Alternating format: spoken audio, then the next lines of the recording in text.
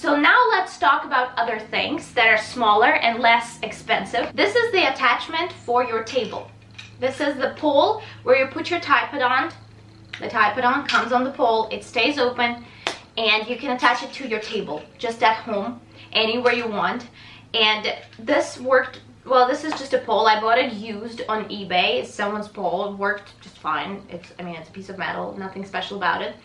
And I bought it on eBay, and I could, instead of just practicing on the bench top, I could actually simulate the tripod on just how it's going to be on the bench test, because especially if you don't have enough hand skills, it's much different how you sit around it, and you understand that it's different when it's on the bench top and when it's attached on the tripod on the pole. So this was really helpful. I recommend you buying that. Now talking about the tripod. This is my tripod.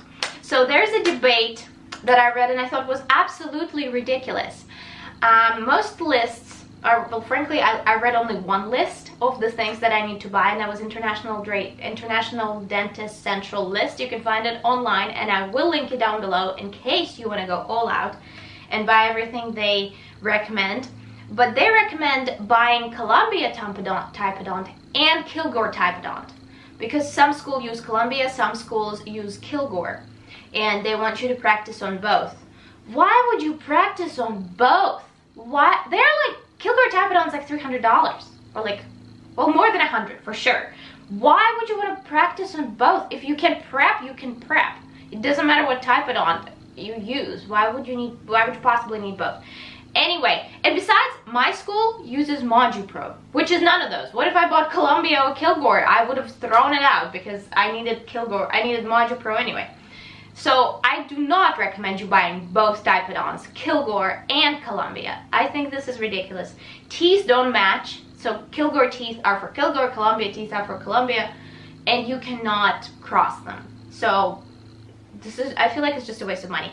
This Typodont is neither. This isn't Kilgore and it isn't Columbia, but Kilgore teeth fit on it. This is like Kilgore dupe, one might want to say. I bought it on eBay. It's Chinese fake Typodont. But why do you care? Do you want to buy brand name Typodont just to have it? This is like a Kilgore knockoff, and Kilgore teeth fit in it. This is the most important part. You can put your teeth, you don't really care about the Typodont itself, about the jaw, you care about the teeth. So as long as the teeth fit, I'm good, I'm happy. So I use this. It was much cheaper than real Kilgore Typodont, which I also had, but I left it in school. Typodont on eBay, link it down below, I hope, if I can find it, because I bought it more than a year ago.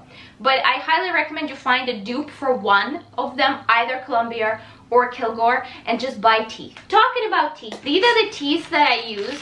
This is this little baggie that I have left over from the bench test, and I never used in school because they're like front teeth. Some of the teeth come with the Typodont. I think these came with the Typodont.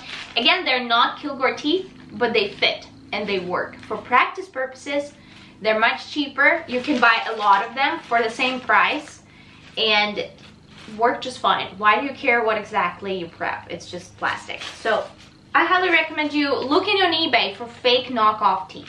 Okay, now let's go to the hand instruments. These are all the hand instruments I've ever used for the bench test. That is not a lot.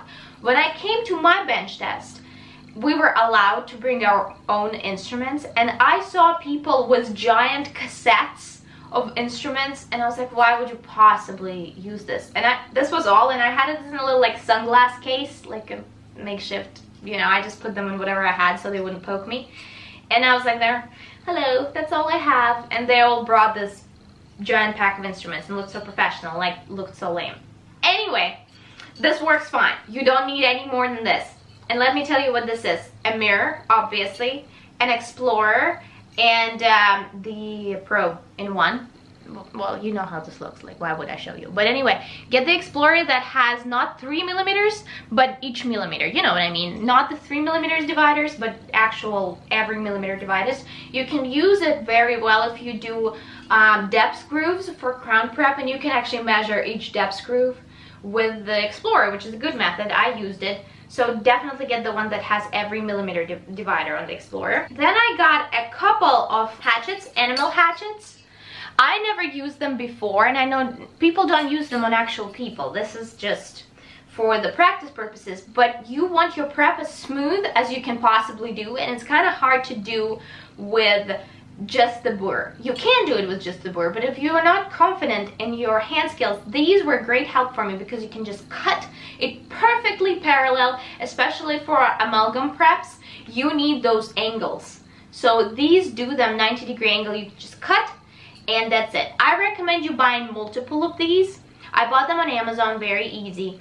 And because they tend to get dull, and for your bench, save one for your bench test, for the actual day of the bench test, because you want it as sharp as you can possibly have it.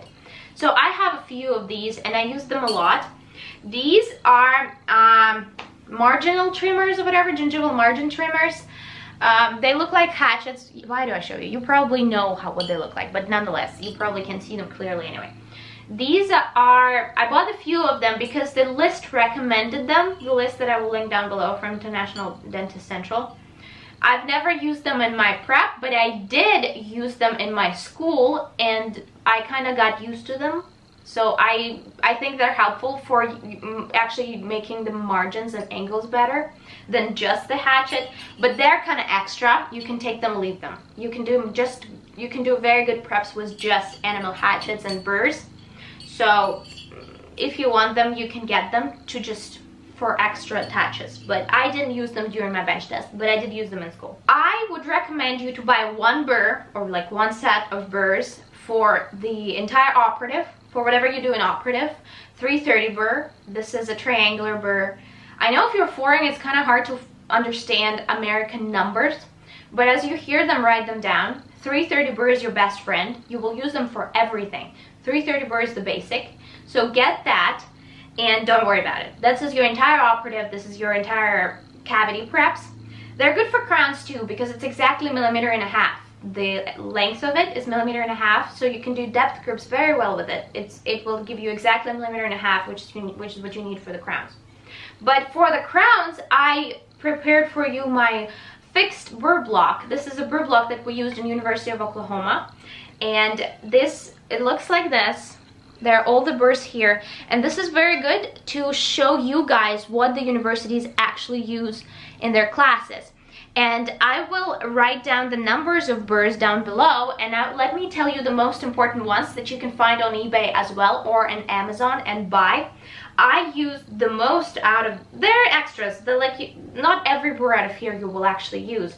So let me recommend you the ones that you will actually use. For occlusal reduction, write it down. The burr is 6877K014. Insane, right? How can you possibly remember this? This is so inconvenient. Who came up with this numbering system? This is the number of the burr that I used for occlusal reduction. It's a green diamond burr. For the rest of the prep, I used burr number 6847016. This is also a green diamond burr.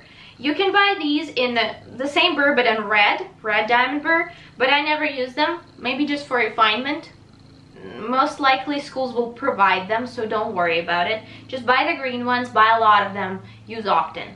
And for like a needle burr, for the edges, for the contacts reduction, a needle burr is good, and its number is 858014. And that's realistically all you need. Depends on your personal preferences. You probably know which burrs you use, so you can buy that. But if you're curious of what I used, these are the burrs that I used the most. I will list all of the burrs that come in this kit for you down below. I will not read them. That's just a bunch of numbers. That's really boring. So now let's talk about extras. They're kind of necessary, but I didn't use them. This is everything you need for wax carvings. I still have it in the shipping box because I've never opened them in my life. I ordered them because I got invited to USC, University in California, and I bought them, but I have never used them because I didn't go to that bench test. And this is like a knife and a little spoonsy on the end, and these are actual wax blocks that you need to carve. I know where I got them. I know exactly where I got them, so I will link them down below. Everything you need for wax carving is here. I've never used them. Again, I'm not an expert, but this is what you need. Another thing that I wanted to tell you to get to just practice in case there's a filling with the prep is the Tafelmayer and some Tafelmayer bands. I have never used a Tafelmayer in my life. It's weird. I know it's weird. We use something else. We use something different, so don't judge. But if you have never used a Tafelmayer, get one for practice, because if you need to put it together fast, this is quite a puzzle. This is quite hard to figure out. If you're from Russia, did you use it? Tell me, I want to know. So let me know if you like this video. This video was 23 minutes, so I probably will break it up in two, and I will see you in my next video. Bye.